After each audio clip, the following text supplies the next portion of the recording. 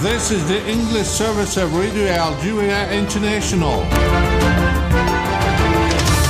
It's time for the news.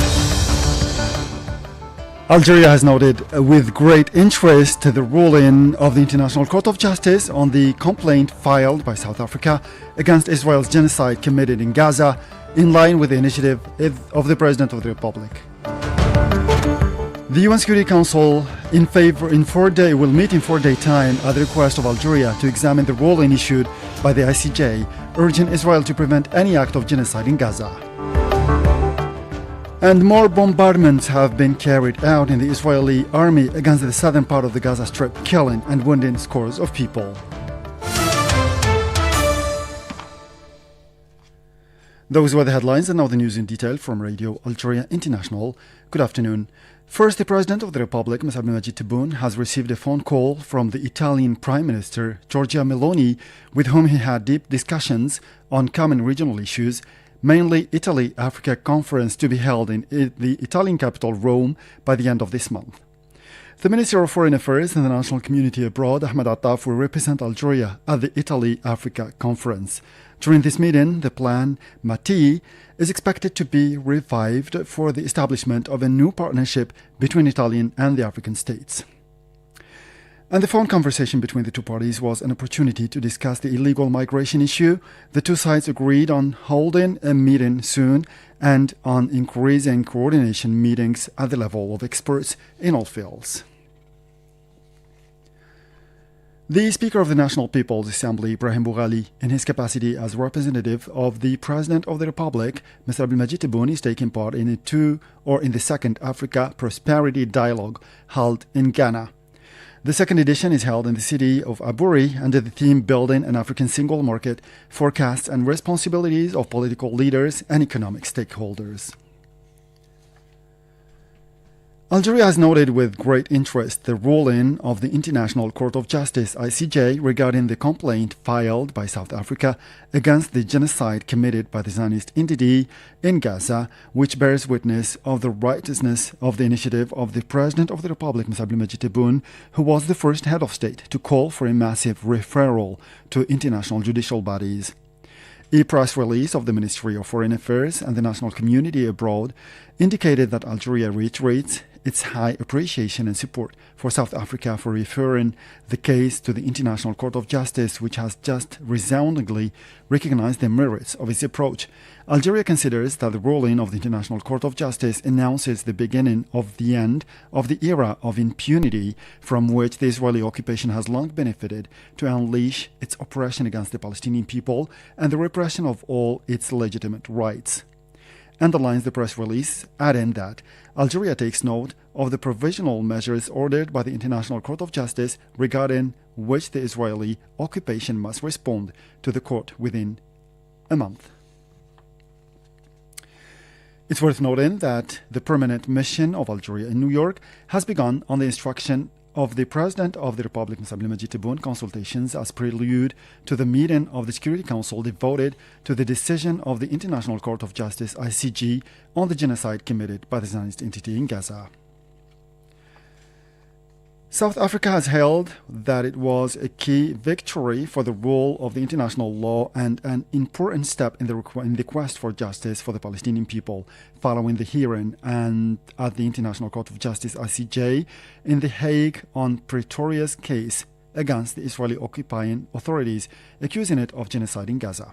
The South African Minister of Foreign Affairs considered that the court determined that the actions of the Israeli occupying authorities in Gaza were plausibly genocidal and indicated provisional measures on this basis, thanking it for its rapid decision. The ICJ ordered the Israeli occupying authorities to guarantee the delivery of humanitarian aid without obstacles for the benefit of the inhabitants of Gaza, to punish the responsible for incitement to genocide, and to stop targeting civilians and basic infrastructure. The UN Security Council is meeting in 4 days' time at the request of Algeria to examine the ruling issued by the International Court of Justice, ICJ, urging Israel to prevent any possible act of genocide in Gaza. The Council's presidency quoted the Algerian Foreign Ministry as saying that the meeting is aimed at examining the enforceability of the decision of the court. The president of the court, Joanne E. Donog had given more details about the decision. The court considers that, with regard to the present situation, Israel must, in accordance with its obligations under the Genocide Convention, in relation to Palestinians in Gaza, take all measures within its power to prevent the commission of all acts within the scope of Article 2 of the Convention, in particular, A, killing members of the group, B, causing serious bodily or mental harm to members of the group, C, deliberately inflicting on the group conditions of life calculated to bring about its physical destruction in whole or in part, and D, imposing measures intended to prevent births within the group. The court recalls that these acts fall within the scope of Article 2 of the Convention when they are committed with the intent to destroy in whole or in part the group as such. The court is also of the view that Israel must take measures within its power to prevent and punish the direct and public incitement to commit genocide in relation to the members of the Palestinian group in the Gaza Strip. That was the president of the ICJ, Joanne E. Donog. The court's decision, which failed to call for a ceasefire in the Gaza Strip, was in response to a complaint lodged by South Africa accusing Israel of violating the UN Convention on Genocide. Reacting to the court's decision, the Palestinian ambassador to the UN, Riyad Mansour, had the following. Obviously, now you see that there is an emergency Arab group meeting. We called for that meeting, earlier today, so that we will react in the same day that the ICJ adopted, the provisional measures. We are grateful for that. It is a historic day, and we are in close collaboration and consultation with South Africa. In fact, we met with them in Kampala at the level of foreign ministers, and they instructed, and we agreed with them, that once the ICJ adopt the provisional measures, the two delegations of the State of Palestine and South Africa will coordinate in New York as to what needs to be done. In fact, this morning we had a meeting in the Algerian missions along with the delegation of the State of Palestine and South Africa, and we thoroughly analyzed the historic provisional measures, and we are digging into all the details in order to take the appropriate steps, which of course these steps will be in the Security Council. If one to look at the provisional measures separately and collectively, it gives the clear message that in order to do all the things that they're asking for, you need a ceasefire for it to happen. That was the Palestinian ambassador to the UN, Riyad Mansour. The ICJ's decision, described as groundless by the US, was hailed by several countries, including Spain, Iran, Turkey, and Qatar. The court's decision was also hailed by Saudi Arabia, which requested that Israel accounted for its violations of human rights. The spokesman of the UN Secretary-General, Stephane Dujarric, stressed that Antonio Guterres had taken note of the ICJ's decision regarding the case of South Africa against Israel. Let's listen to him. I will start off with a statement on the decision issued by the court, by the International Court of Justice in The Hague. The Secretary General takes note of the order of the International Court of Justice indicating provisional measures in the case of South Africa against Israel on the application of the Convention on the Prevention and Punishment of the Crime of Genocide in the Gaza Strip. In that regard, the Secretary General notes that the court's decision to order Israel, among other things, in accordance with its obligations under the Genocide Convention, to, and I quote, to take all measures within its power, and quote, in relation to the Palestinians in Gaza, to prevent the commission of acts within the scope of Article 2 of the Convention, including killing, causing serious bodily or mental harm, deliberately inflicting conditions of life calculated to bring about the group's destruction, and imposing measures intended to prevent births. He also notes that the court's instructions to Israel to ensure with immediate effect that its military do not commit any of these acts.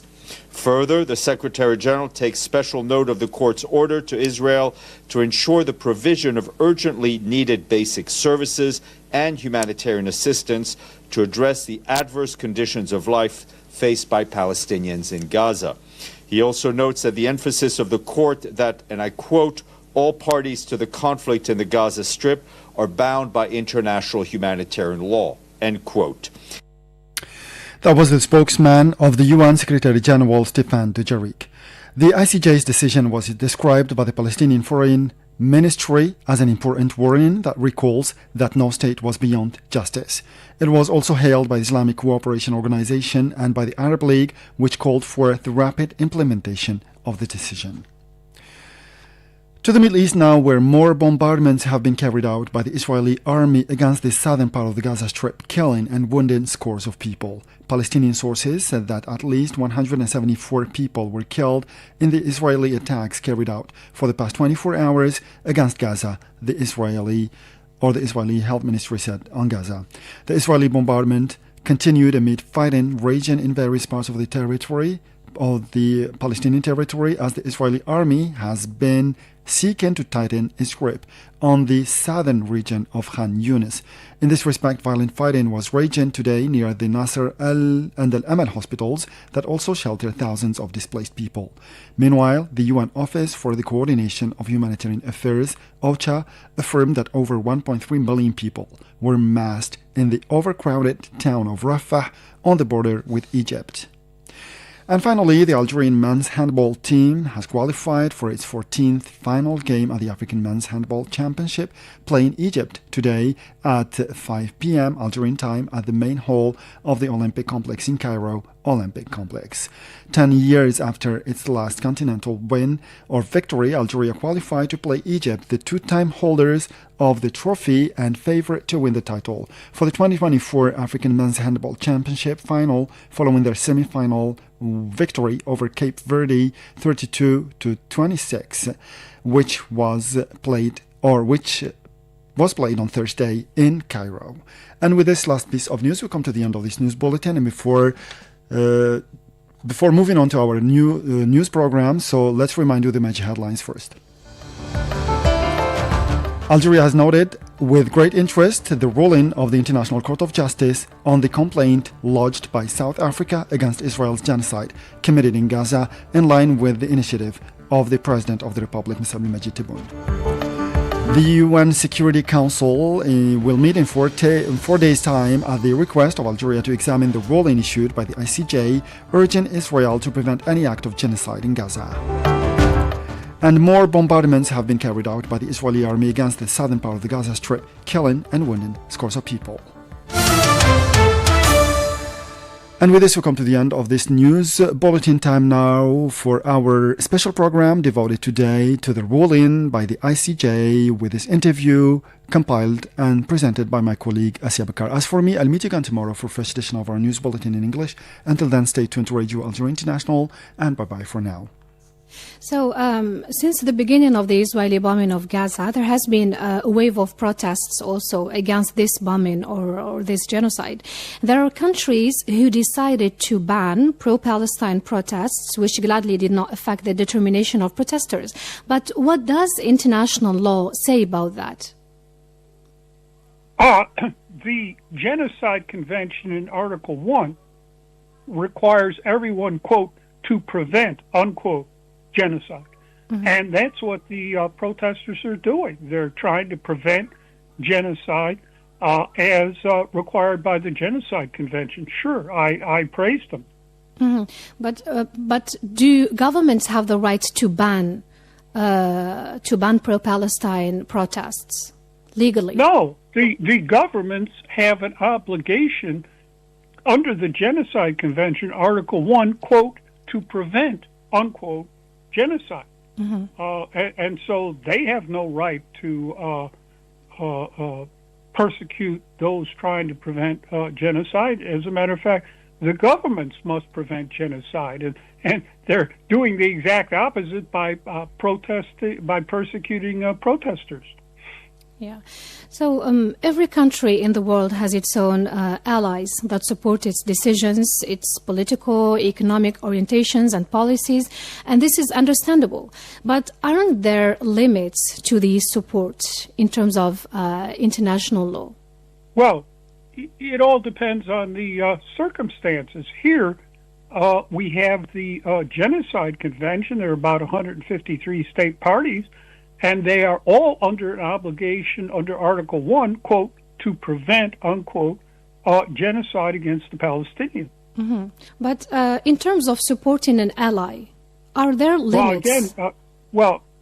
Again, it talks about what type of support you're talking about in the circumstance. If, for example, we take right now the case of the bombing of Gaza, and the unconditional support of the United States, of the UK, are there boundaries to this kind of support? Clearly, the U.S. and the UK are aiding and abetting Zionist genocide against the Palestinians, and that is criminal activity under Article 3, Paragraph E of the Genocide Convention, prohibiting complicity in genocide. Yes, there are limits to what they're doing. They shouldn't be doing it. The United States should cut off all weapons, equipment, supplies, everything to Israel, and it would stop. Mm-hmm. The U.S. Secretary of State Antony Blinken said South Africa's genocide case is blocking peace attempts, and European countries' positions varied between those who blatantly oppose South Africa's case, like France, whose foreign minister described the case as something that crosses a moral threshold. On the other hand, there are those who remain silent and those who express support for South Africa's case, as for instance Slovenia and Belgium, whose socialist minister said the country would support the ICJ's decision of the International Court of Justice, calls on the Israeli occupation to cease its offensive in Gaza. The question is, does more support to the case from other countries make it legally stronger, and does the opposite legally weaken it? Well, let me say first off, Blinken is a diehard Zionist. You can't believe one word he says about anything. He lies through his teeth. Yes, we need support by the Arab and Muslim world for South Africa's case. This is very important. I would encourage Arab and Muslim states to sue Israel for genocide as well. All they have to do is take the application by South Africa, which I have read, and based on the experience I've done for the Bosnians, is outstanding, and change the name from South Africa to whatever, and file it and sue Israel. Right. That's what we need. Yes. You think that would strengthen the case? Of course it would. Yes. The more states suing Israel for genocide, the better. Yes. Mm-hmm. Even if these countries are not like powers, they are not the United States, they are not the UK. Well, South Africa, it is a very powerful country there on the continent of Africa, but it's not like the U.S., the UK. So I don't mean to disparage South Africa, but every country helps. Yes, and we need the Arab and Muslim countries to sue Israel for genocide. Yes, and all they have to do is take the South African papers. Mm-hmm. There is strength in numbers, and the Palestinians need it right now. Mm-hmm.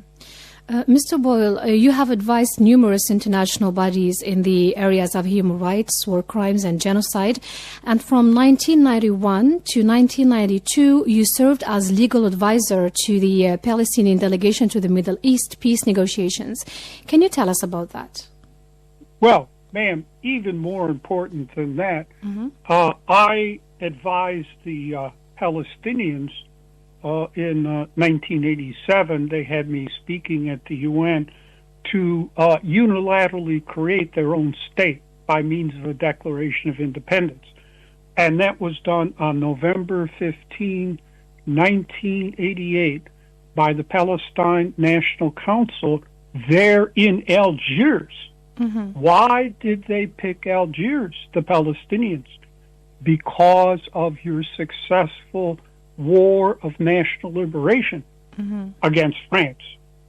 And ever since then, I have been advice, counsel, representation to the Palestinians. Today, the state of Palestine is recognized de jure by 139 states.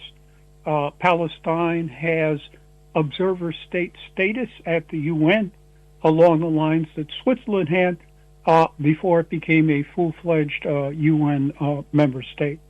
So there we are today.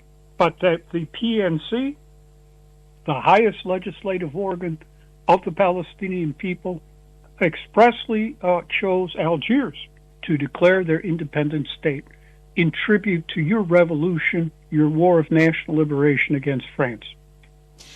Now that you brought this, Mr. Boyle, what do you think about the Palestinian resistance? Or let's say the Hamas resistance?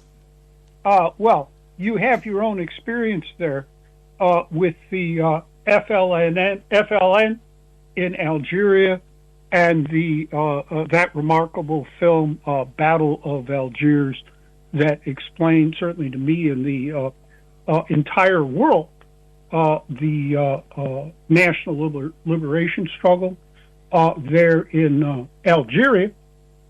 And let me quote for you, under international law, Hamas qualifies, like the FLN, as a national liberation movement under international law. That test of a national liberation movement can be found in Protocol 1 to the 4 Geneva Conventions of 1949, Article 1, Paragraph 4. And understand, this Article 1, Paragraph 4 came into existence because of the FLN there in Algeria.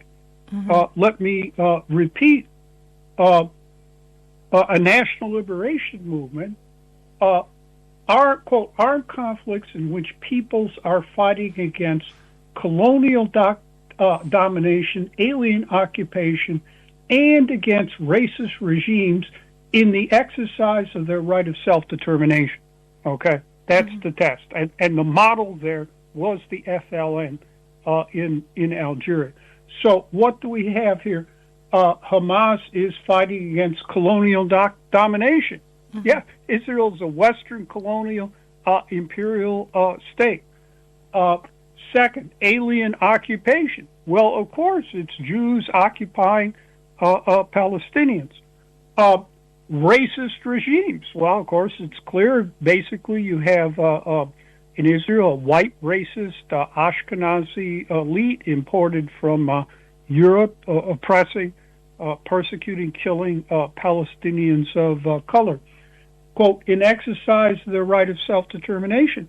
The International Court of Justice in the Israel's apartheid wall case has ruled that the Palestinians have a right of self-determination. There are numerous UN General Assembly resolutions determining that the Palestinians have a right of self-determination. So Hamas is a national liberation movement, just like the FLN was there in Algeria. Yeah, thank you. So now, regarding the future of the Palestinian cause, how do you see it in the post-bombing period, or better say, in the post-genocide period?